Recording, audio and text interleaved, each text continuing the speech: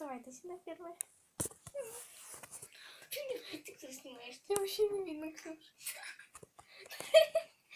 Говори здравствуйте, сейчас я вам покажу. Здравствуйте, сейчас я вам покажу, как сделать резиновое яйцо с помощью кока-колы и яйца.